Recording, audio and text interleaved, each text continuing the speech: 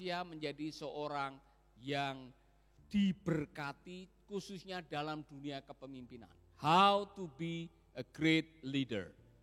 Nah saudara-saudara, setiap orang pengen menjadi orang yang besar, orang yang dihargai, orang yang dimuliakan. Dan kalau boleh saya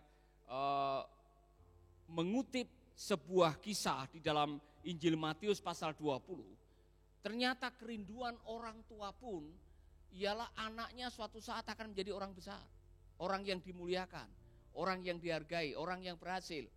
Kalau zamannya saya kecil dulu, kalau sudah pokoknya cita-cita mau jadi apa? Pegawai negeri, ya kan? Masuk ABRI itu sudah luar biasa pada zaman itu, saudara-saudara. Nah, saudara-saudara, pada zamannya Tuhan Yesus juga ada orang tua yang terobsesi anaknya menjadi seorang yang mungkin dikenal, berkedudukan, punya kuasa, hidup serba enak, mungkin, ya kan? Itulah sebabnya di dalam Matius pasal 20 ayat 20 sampai 27 ada kisah seperti ini. Kemudian istri Zebedeus datang dengan anak-anaknya kepada Yesus.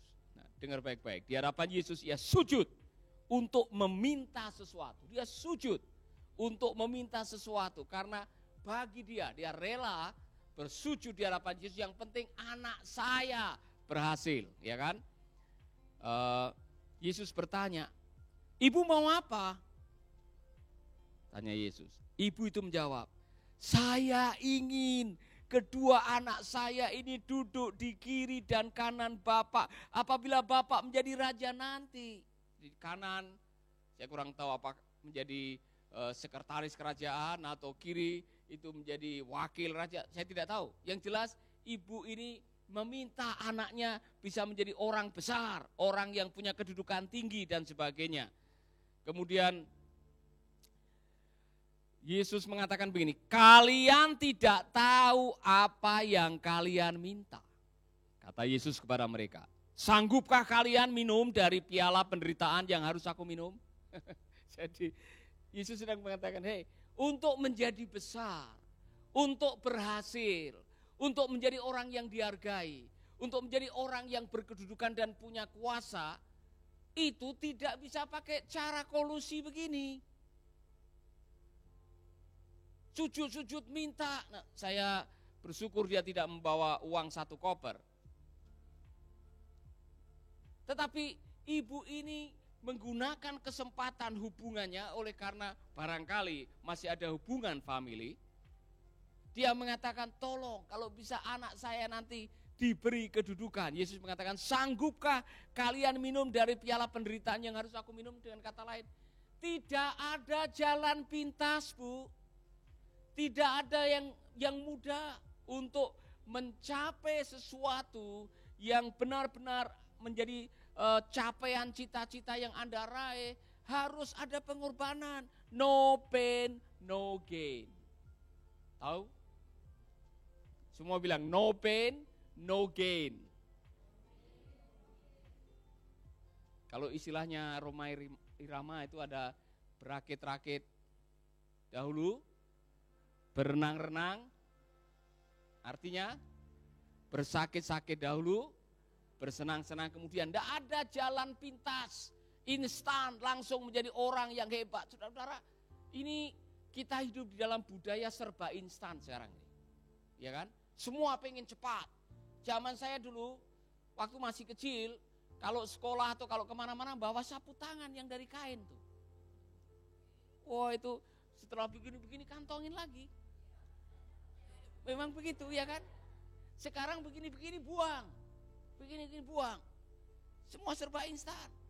Ya kan? Zaman dulu kalau yang namanya mau masak mie itu harus nunggu direbus dulu mie-nya, didinginkan kemudian dimasak. Sekarang kilat, semua serba kilat. Nah, oleh karena semua serba kilat kita dibiasakan semuanya mau cepat-cepat. Padahal proses itu diperlukan demi sebuah keberhasilan. Tidak ada yang kilat dalam hidup ini kalau mau mencapai keberhasilan. Kemudian saudara-saudara dilanjutkan di sini. Memang kalian akan minum juga dari pialaku. Tetapi mengenai siapa yang akan duduk di kiri dan kananku, itu bukan aku yang berhak menentukan. tempat-tempat itu adalah untuk orang-orang yang sudah ditentukan oleh Bapakku. Waktu ke-10 pengikut yang lain mendengar hal itu, mereka marah kepada kedua orang bersaudara itu. Sebab itu Yesus memanggil mereka semua lalu berkata, ya tentunya marahlah. Ya kan? Dan semua yang lain juga mengikut Yesus, semua yang lain mengiring Yesus. Kemudian ada ibu yang mungkin mentang-mentang masih bersaudara dan mengatakan, tolong, kalau engkau sudah mendirikan kerajaanmu, taruh di sebelah kanan dan sebelah kiri. Yang lain marah. Untung aja tidak ada Petrus yang ngomong di sini. Nah saudara-saudara, setelah itu Yesus menyampaikan value, nilai pemerintahnya, nilai daripada kepemimpinannya. Saudara-saudara, dikatakan seperti ini. Sebab itu Yesus memanggil mereka semua lalu berkata, kalian tahu bahwa pemimpin-pemimpin bangsa yang tidak mengenal Allah menindas rakyatnya. Dan pembesar-pembesar mereka menekan mereka. Tetapi kalian tidak boleh begitu. Sebaliknya, orang yang mau menjadi besar di antara kalian harus menjadi pelayanmu. Dan orang yang mau menjadi yang pertama di antara kalian harus menjadi hambamu.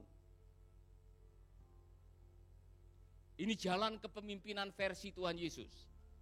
Jalan kepemimpinan versi Allah Bapa, tidak ada jalan pintas. Kepemimpinan perlu proses. Oleh karena itu saudara, diperlukan sebuah kerelaan untuk belajar menjadi seorang pemimpin. Begini, saya mendengar sebuah kalimat yang luar biasa. Dan kalimat ini adalah diucapkan oleh seorang yang mungkin orang kulit hitam yang pernah menjadi tokoh pahlawan public figure yang bernama Dr. Martin Luther King. Dia mengatakan begini, everyone can be great because everyone can serve. Jadi tadi dikatakan oleh Tuhan Yesus, persyaratan untuk menjadi besar adalah melayani. Itulah sebabnya setiap orang bisa menjadi besar kalau mereka mau melayani. Jadi saudara-saudara, ini berbeda dengan prinsip kepemimpinan dunia. Kadang-kadang kalau sudah menjadi pemimpin, dia menjadi bos. Ya, saya masih marah dengan Q-Man. Ya, di dalam filmnya Remember, dia main perintah untuk ini drama Korea lagi, saudara-saudara. Saudara-saudara, ini satu hal yang kadang-kadang meninggalkan legacy yang buruk ketika seorang pemimpin hanya main perintah, main bunuh, main sodok, dan akhirnya meninggalkan warisan yang tidak baik untuk generasi yang berikutnya. Dan saya mau belajar dari seorang penulis buku kepemimpinan yang mengatakan, untuk menjadi besar, to be great, everyone must serve. Semua bilang serve. Serve dalam bahasa Inggris itu melayani. Serve. Saudara bisa menulis kata serve, S-E-R-V-E.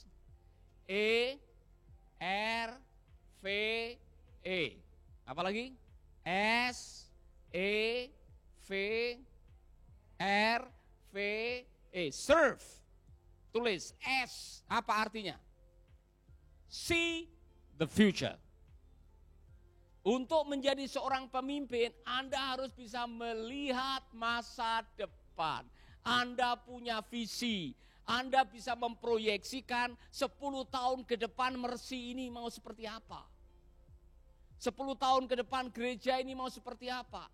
10 tahun ke depan perusahaan kita ini seperti apa. Ini contoh saudara-saudara, saya mengikuti apa yang sedang dilakukan oleh Pak Jokowi dan para menterinya. Sedang menggalakkan program digital. Karena ke depan kita akan menghadapi era digital. Semua serba digital. Beberapa shopping mall yang besar sudah mulai tutup karena orang sekarang belanja online. Ini ke depan, ini kenyataan. Saudara-saudara, gereja-gereja juga harus mulai memikirkan baik-baik. Karena menurut survei, 60% generasi milenial lebih suka gereja online.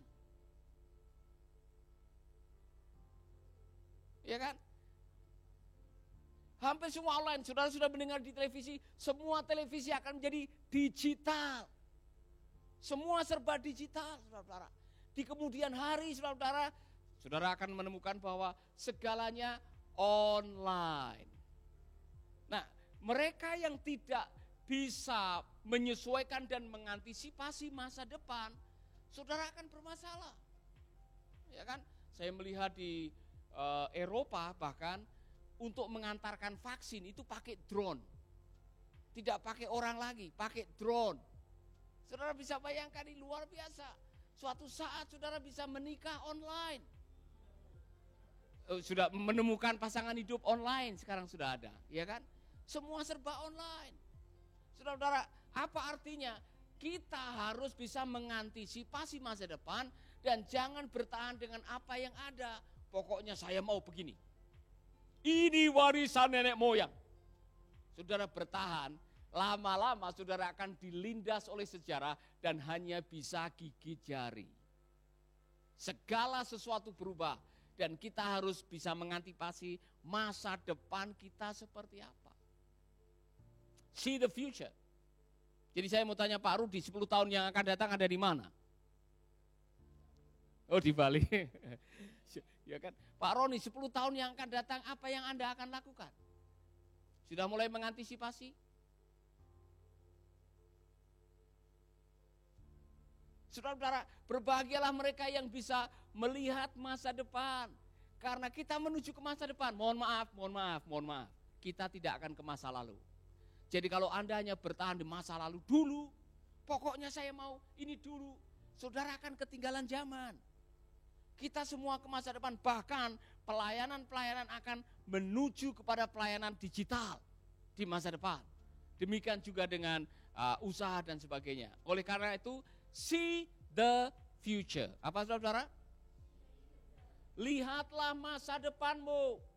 Lihatlah bagaimana pelayananmu di depan. Bagaimana usahamu, bagaimana pekerjaanmu. Kita akan ke masa depan, kita tidak akan ke masa lalu. Maka seorang pemimpin yang baik kalau ditanya, visimu ke depan apa?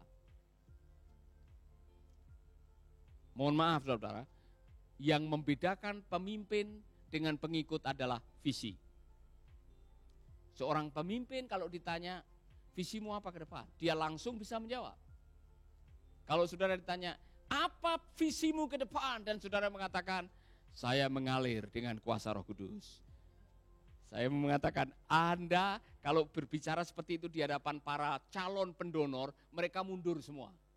Karena apa? Anda tidak punya visi.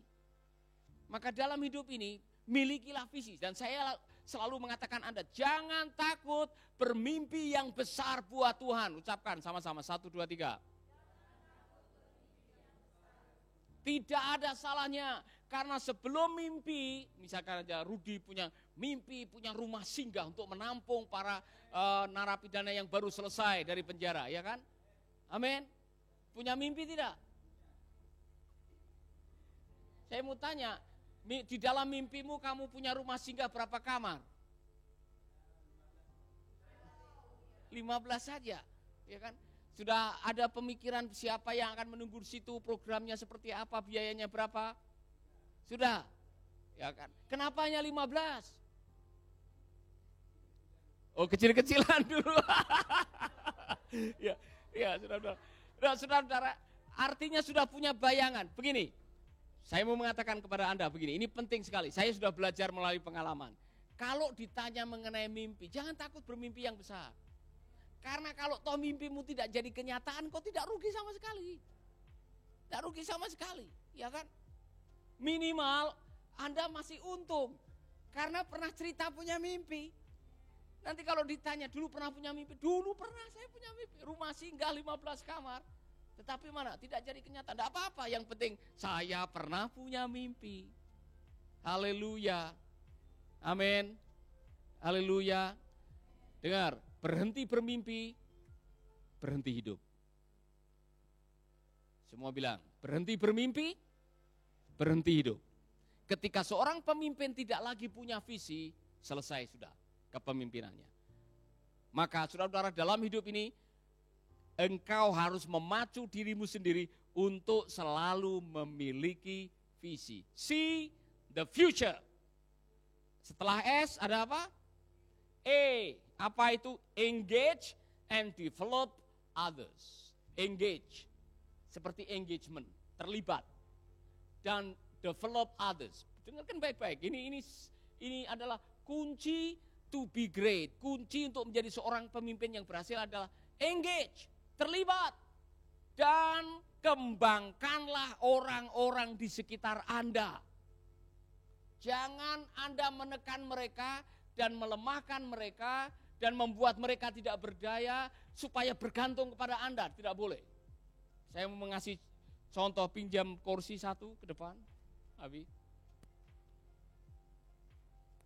Ini contoh, banyak pemimpin yang seolah-olah, kamu duduk di sini ya, yang seolah-olah ingin mengembangkan orang supaya naik, tapi sebetulnya tidak. Kamu di sini, saya kasih contoh ini. Jadi, ayo naik, saya minta kamu naik. Kamu naik, ayo naik. Naik. Ayo naik. Naik. Seolah-olah dia suruh naik, tetapi sebetulnya dia tidak sedang mengajak dia untuk naik. Karena apa? Takut. Takut kalau dia akan tergantikan. Maka sekarang persoalan terbesar dengan gereja adalah gagal suksesi. Karena gereja tidak menyiapkan pengganti. Menurut pendeta Jeffrey dari Dallas Baptist di Amerika, bahwa tahun 2018 ada 1.000 gereja tutup di Amerika. Dan penyebab utamanya adalah suksesi yang gagal.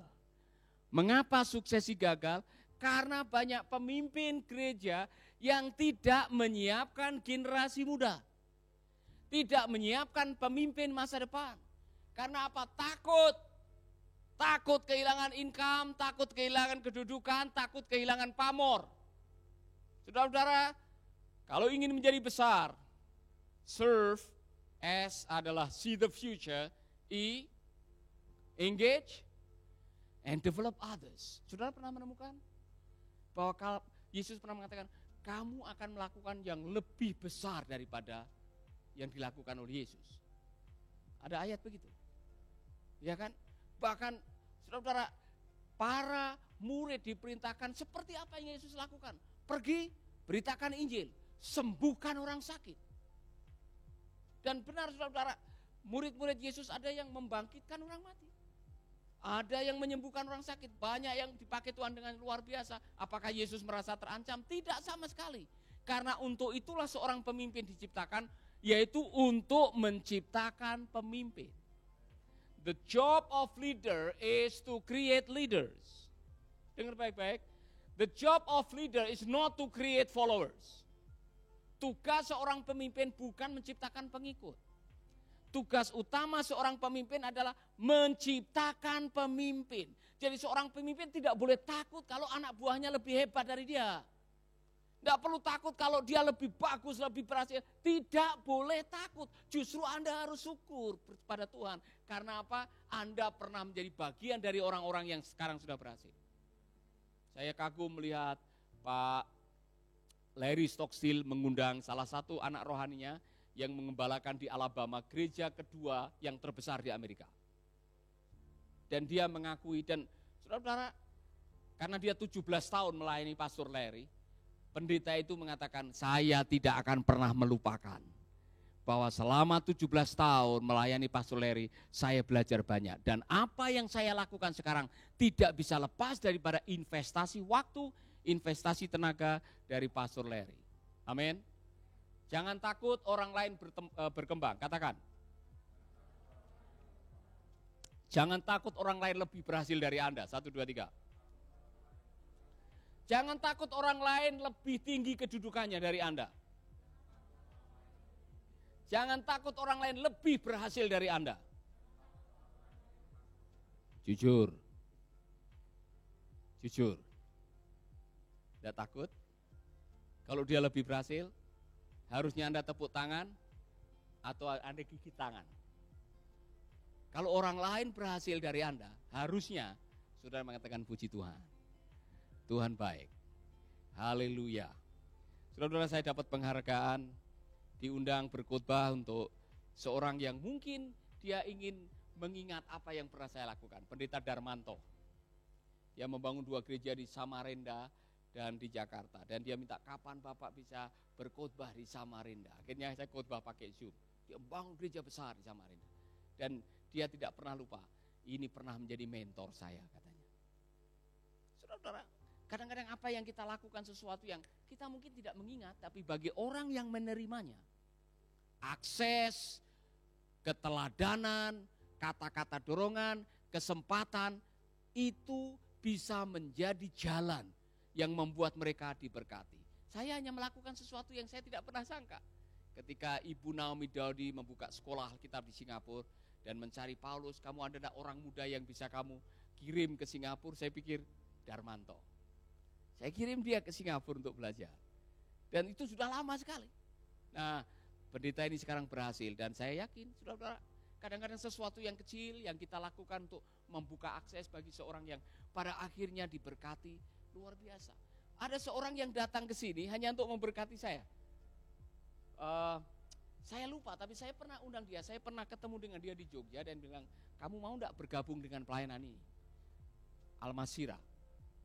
Dan akhirnya dia datang di sini dalam pelatihan. Dan sekarang dia menjadi perwakilan Indonesia yang bolak-balik ke Eropa untuk mengikuti pelatihan ini. Dan dia mengatakan, Pak, karena berkat jasa Bapak diperkenalkan dengan pelayanan ini, saya sekarang sangat diberkati. Dan dia memberikan persembahan yang tebal sekali, saudara. Dan saya tidak mengharapkan itu, tapi karena dikasih saya juga tidak mau nolak. Gitu. Nah, buat saya bukan soal uangnya, tapi akses yang kami buka itu telah membuat orang itu menjadi yang luar biasa. Dan dia tidak lupa. Dia tidak lupa bahwa dia menjadi seperti dia hari ini karena ada orang-orang yang pernah memberikan jasa. Jangan seperti 10 orang kusta yang kurang ajar itu. Udah disembuhkan tidak mau balik lagi. Belajarlah menghargai orang-orang yang pernah singgah dalam hidup saudara yang tidak akan pernah saudara lupakan karena jasanya walaupun kecil telah membuat Anda seperti Anda hari ini. Maka saya berterima kasih kepada almarhum Pak Morris Devon yang telah memberikan sponsor untuk saya berangkat ke Filipina untuk belajar 3 tahun. Saya berterima kasih. Saya berterima kasih untuk almarhum Ibu Sandra Sanger yang telah mensponsori saya waktu saya sekolah Alkitab di Malang. Saya berterima kasih kepada orang-orang yang telah menolong, menopang, membuka akses sehingga kita bisa menjadi seperti hari ini. Leaders tidak takut engage, terlibat, dan juga tidak takut mengembangkan orang lain. Amin. Haleluya. Setelah S, E, kemudian R. Apa itu R? Reinvent continuously. Saya mau menekankan ini. Reinvent. Selalu menemukan sesuatu yang baru secara terus-menerus. Dunia ini bergerak maju, saya katakan tadi. Maka seorang pemimpin dia harus selalu apa yang baru yang Tuhan berikan kepada kita untuk menanggapi dan menjawab tantangan zaman pada saat ini dan masa depan. Apa yang baru? Saya mau tanya kepada saudara-saudara, kalau Rasul Paulus hidup hari ini, kira-kira dia akan pakai YouTube, WhatsApp, Facebook, page, kira-kira dia akan pakai ini untuk memberitakan Injil atau tidak? Pakai. Saudara-saudara, karena semua yang diciptakan, semua yang ada, semua yang telah ditemukan tidak pernah lepas dari kontrolnya Tuhan. Maka saudara-saudara selalu bertanya kepada Tuhan, what next? Setelah ini apa? Setelah ini apa Tuhan? Setelah bedah gereja, bedah pastori, apa yang kita lakukan? Bedah rumah. Saudara-saudara, suatu saat jangan kaget kalau saudara akan ada lihat spanduk bedah rumah Bali, Mercy Peduli. Iya kan? Amin. Jadi kami kemarin pulang dari Karangasem bersuka cita, nyanyi di mobil sambil sharing satu dengan yang lain. Betapa luar biasanya yang berkali-kali ngomong Pak Rudi. Ya kan? Apa yang di hati Pak Rudi itu mengenai 3 anak itu gimana? Kasihan. Kasihan. Kasihan. Nah, saya kagum sekali karena dalam situasi yang sulit seperti itu mereka masih bisa bersuka cita. Mereka masih bisa senyum. Saya dengan Pak Sam kita diskusi, ya kan? Mau ajak istri, mau nginep di sana, gimana? Ya. Mau ajak Bu Karen nginep di sana atau gimana?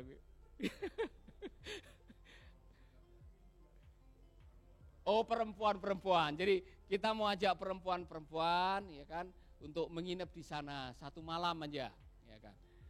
Dan merasakan tukar apa namanya itu? Ya, tukar nasib. Ya kan? Wah, saya bilang kalau sampai bisa tidur di sana 1 malam, saya anggap luar biasa. Ya kan? Bisa? Pak, mereka bilang bisa loh. Ya? Oke, kalau gitu nanti waktu peletakan batu pertama, Pak. Malam sebelum peletakan batu pertama, biar mereka yang datang ke sana.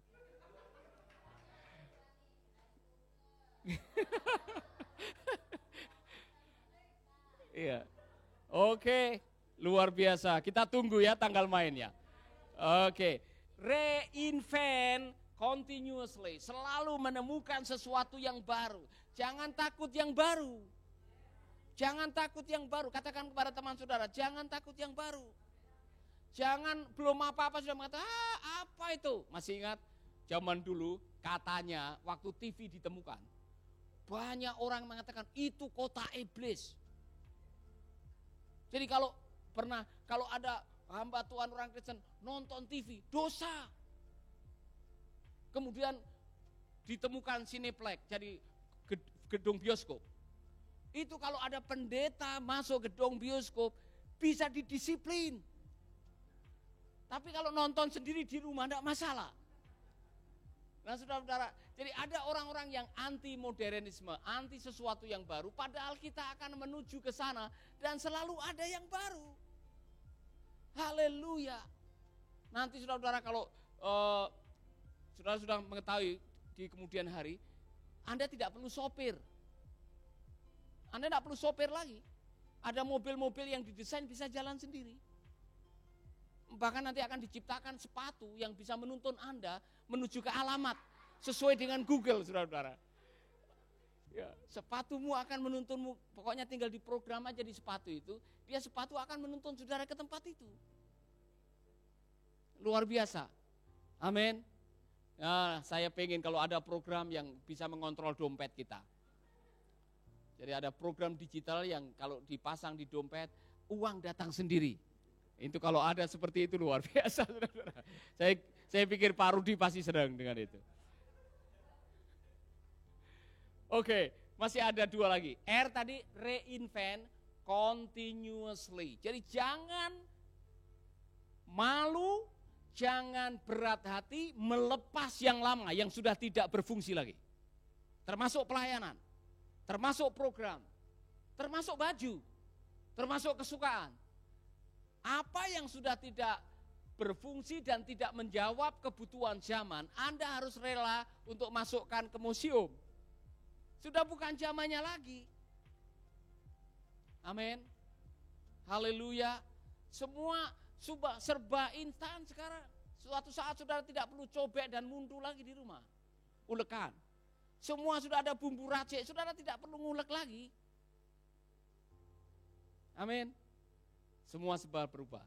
Sekarang V. Value, result, and relationship. Value, result. Berikan nilai atau harga kepada hasil yang sudah dicapai. Hargai hasil yang sudah dicapai dan menilai hubungan lebih daripada yang lain. Sukses tidak bisa diraih sendirian. Saya mau saudara mengucapkan yang sama, 1, 2, 3. Sukses tidak bisa diraih sendirian. Amin. Jadi kalau Anda ingin cepat jalan, jalanlah sendiri istilahnya. Kalau Anda ingin jalan jauh, jalanlah bersama-sama. Itulah jadi prinsip daripada partnership. Kalau Anda ingin berhasil jangka panjang, ajak teman-teman Anda, artinya berpartner dengan yang lain-lain. Karena tidak ada sukses yang diraih sendirian. Saudara-saudara, itulah sebabnya pandai-pandailah membangun hubungan, setelah dibangun merawat hubungan. Saya selalu mengatakan ini, siapa kami hari ini, Mercy Indonesia bisa seperti ini karena orang-orang yang kami kenal, yang menopang kami. Kalau tidak ada mereka, kami tidak bisa seperti ini. Jadi saudara-saudara, saya mau mengajak Anda semuanya, value relationship. Hargailah persahabatan. 1, 2, 3. Saya pernah ke Kuala Lumpur dan ada satu gedung yang kelihatannya sudah tua. Tapi gedung itu menulis sebuah kalimat yang saya pikir sampai hari ini saya tidak akan pernah lupa. Sahabat adalah harta karun. Teman adalah harta karun. Sahabat yang Tuhan kirim dalam hidup Anda bukan kebetulan. Karena untuk Anda mencapai visi yang besar yang Tuhan taruh di dalam hati Anda, Tuhan juga sudah mengirimkan orang-orang lain yang bisa menyertai Anda untuk menjadi besar. Saudara-saudara, Musa tidak bisa jalan sendiri, dia perlu Harun. Yosua tidak bisa sendiri, dia perlu Musa. Saudara-saudara, orang-orang di sekitar kita yang Tuhan kirim itu bukan kebetulan. Mereka adalah orang-orang yang dikirim untuk menolong saudara-saudara. Jadi mohon maaf, saya kasih awasan yang keras. Jangan pernah memanfaatkan persahabatan. Saya harus kasih garis bawah nih, karena banyak orang yang tidak paham bahwa persahabatan itu jauh lebih bernilai daripada uang. Saya ulangi lagi ya, persahabatan itu lebih jauh bernilai daripada uang. Jadi jangan sekali-sekali baru kenal dengan orang kasih proposal. Ngerti ya? Saudara pernah berkunjung ke satu tempat? Disambut dengan luar biasa. Potong kambing, bikin gulai, sate luar biasa. Disambut dengan luar biasa. Ujung-ujungnya waktu pulang, Bapak ini proposal saya. Saya punya prinsip, kenal dulu, akrab dulu, bersahabat dulu.